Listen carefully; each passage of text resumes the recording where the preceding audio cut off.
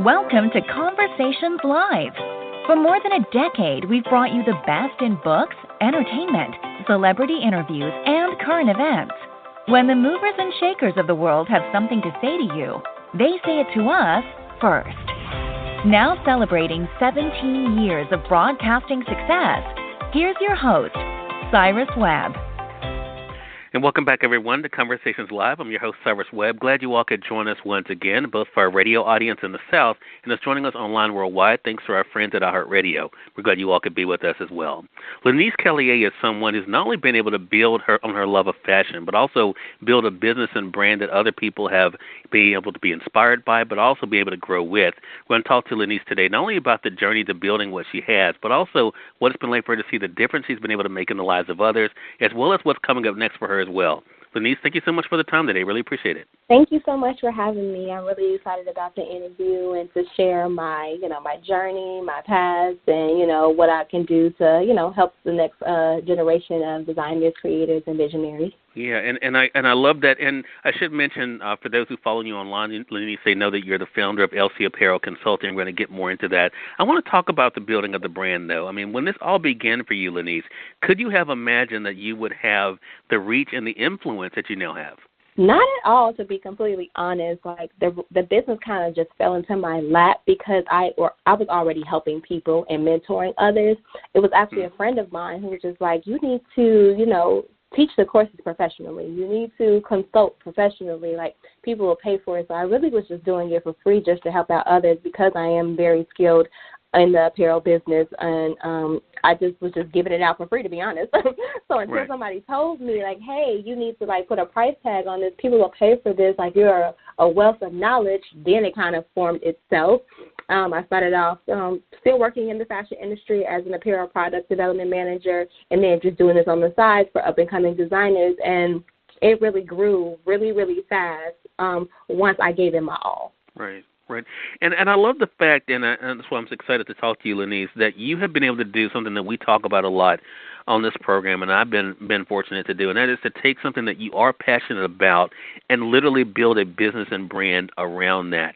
Is that one of the things that you hope people get, not only that are working around you, but also listening to a conversation like this, especially in a year like 2020, that they can be able to build a business on their passion and be able to see it succeed?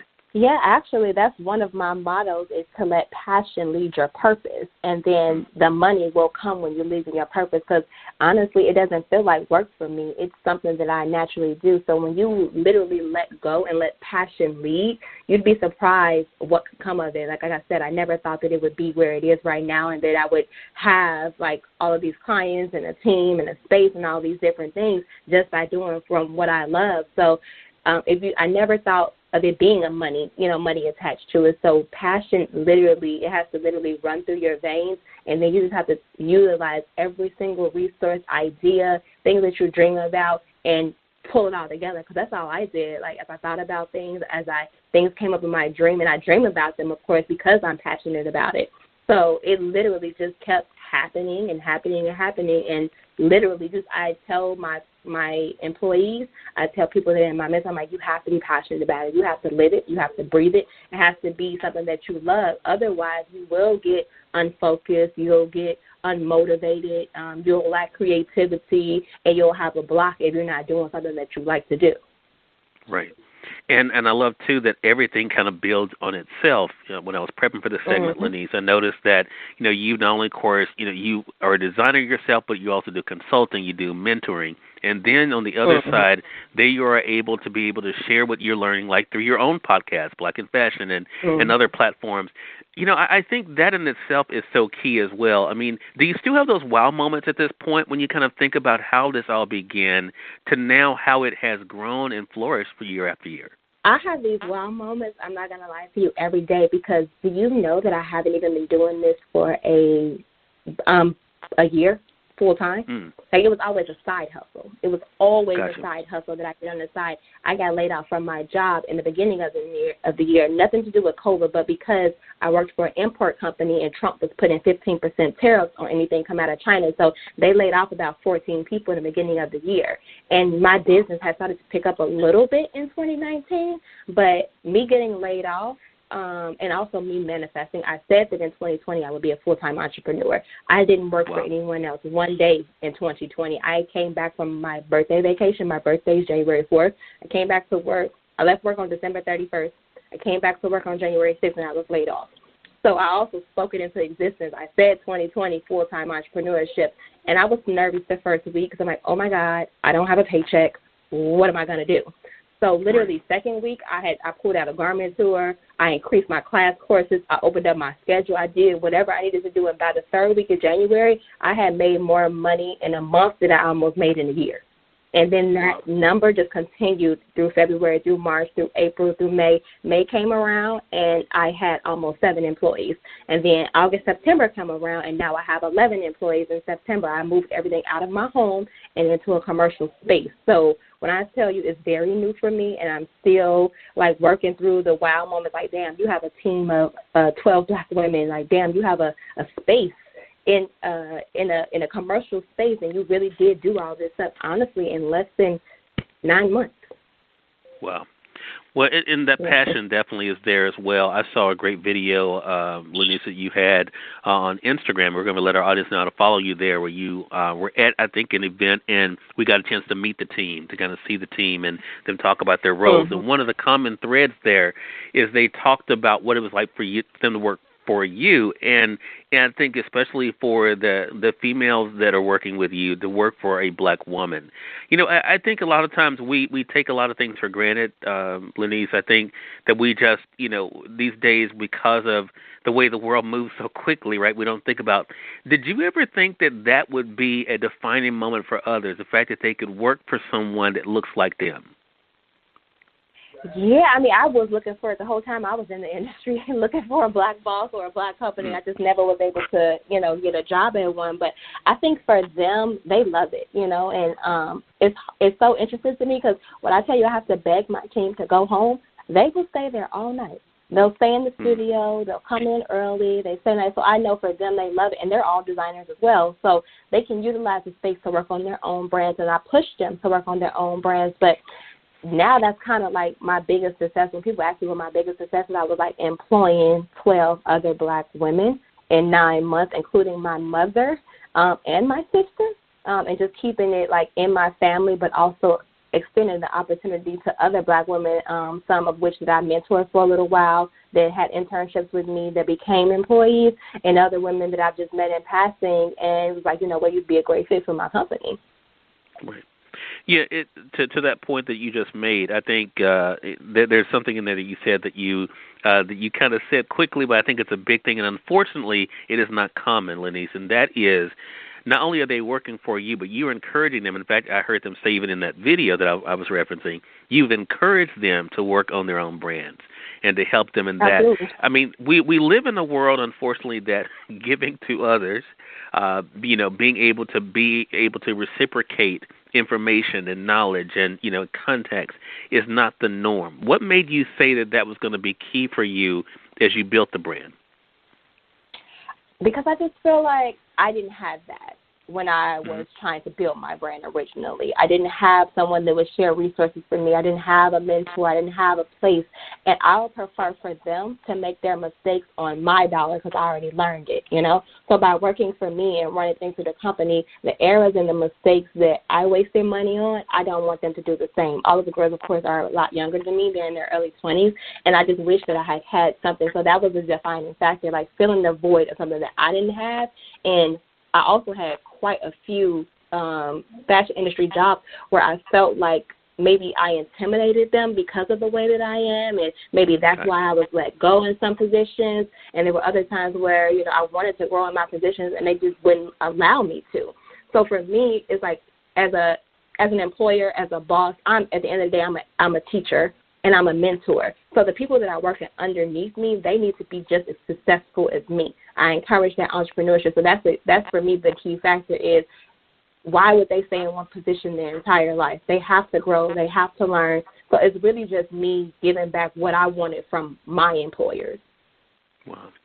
and I know they definitely appreciate that. I want to say for those who are just tuning in, is on the radio side or online, you're listening to Conversations Live. We're excited to welcome Lenese Calleea to our program today. We're talking with her not only about what it's been like for her to build her brand, LC Apparel Consulting, but also what it's like for her to be a boss and also to be an inspiration for others as well. If you guys are not following her online, we definitely let you know how to do that. Lenese, I mentioned to you before we went on here, one of the things I want to talk about, because I think we have to, is how you've dealt with this year. I mean, you're in a service industry of sorts, and of course, like you mentioned, working with others. What adjustments have you been able to make that you could be able to share with our audience on maybe ways they can be able to diversify in the challenging times we all are dealing with? I would say just think beyond one revenue stream. I think that's kind of what pushed us over this year, like offering so many different things in the same space. So to offer, like if you're a designer, for instance, and you're having a hard time during this COVID time and you can't really sell through your items, what else can you offer your consumer? Because you have to have multiple strands of income as a designer. And I think this is with anyone. Like you should never rely on one strand of income.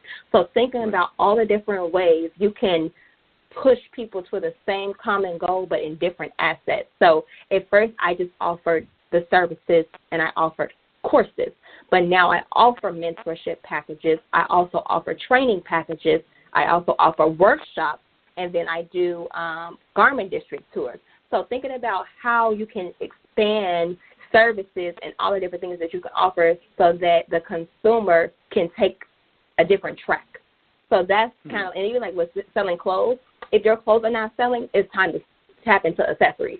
It's time to tap into cosmetics. It's time to tap into jewelry or something like that, or fragrances. So just thinking about every different avenue of which you can bring your consumer and hone your consumer in. If you're a designer, have you offered teaching? Have you thought about taking people under your wing and offering some type of mentorship practice? So my thing that I think that grew and what I would recommend is to any entrepreneur is to not only brand the business, but to brand yourself. And if you brand yourself, you'll open yourself up to a lot of different possibilities. What a great point. And I think, again, they're hearing from someone who's definitely done it themselves. So I mentioned among the other things that you do is the podcast. Talk to us about that and kind of how it was birthed, Lenese. Gotcha. So the podcast actually started around maybe 2 years before the consulting business started, just because I just wanted to share the information. I felt like I was always giving out advice, but I'm like, how do I get this advice out to more people? So the podcast idea kept coming in my head. And then I saw an ad on Instagram that told me, like, hey, if you're interested in a podcast, I have a podcast idea. I'm like, let me go check this out and just do it. And that's how I did. Basically, all my knowledge, I just started from ground zero. I started with building the foundations of a brand. Then I walked through working in the fashion industry, how to amp up your resume, how to deal with being the only black girl in some of these positions. So I just wanted to share a lot of my experience on the podcast and also give advice and tips the same way I do with my business, but it's free. So if you just literally listen to episodes, I have like templates connected to certain ones. I have so many, resources and advice, and you literally can learn this entire business by sitting down and listening to that episode with like a notepad.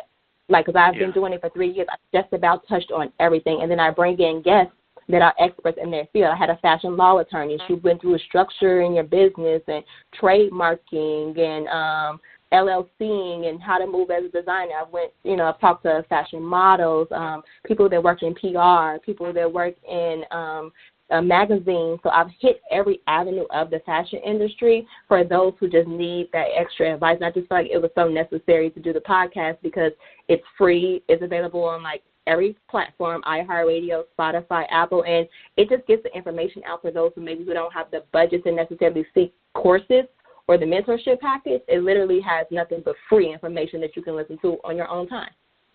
Yeah. And I was noticing, too, again, prepping for this, just even some of the reviews, Lenese, about it, talking about, what you've shared. And one reviewer is saying Lenese is able to find fashion industry insiders who provide in-depth conversations about the business of fashion from various aspects.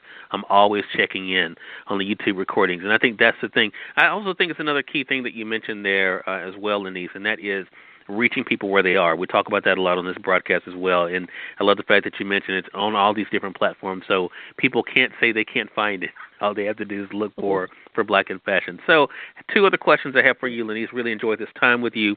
I want to talk to you about success. It's an interesting question I've been asking people this year because I've found for myself, especially the past 5 years, my idea of what success looks like has changed.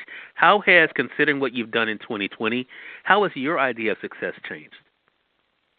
My idea of success is, I would say, happiness, like making people happy, whether it's my clients and they're happy, whether it's my employees and they're happy. But honestly, just helping people bring their dreams come true makes me happy, and that's how I measure my success. How many people that I lead to success is how I manage, is how I would say that's how I would decide on it. And even to me, I think my biggest, what I would say is my success, is the fact that my mother doesn't have to work for anyone else. That to me is success. When I can say, Mom, I don't want you to work for anyone. I want you to either work for me or sit back and chill. That's my measurement of success, that I can give back to the people who made the sacrifices to me. So that's success, is being able to help others, to be able to lead others. Like, that is how I measure success. Got you. Well, that leads me to this, that with all that you've been able to do, especially this year then, Lenese, what's next? What would you like to see next for your brand? I would like to see us on TV, because I think that I have an amazing group of women that you could learn a lot from, be inspired from, and I want us to either maybe start a YouTube channel or get a series or something, but I think that what we do and my message and what I put out needs to be nationally televised.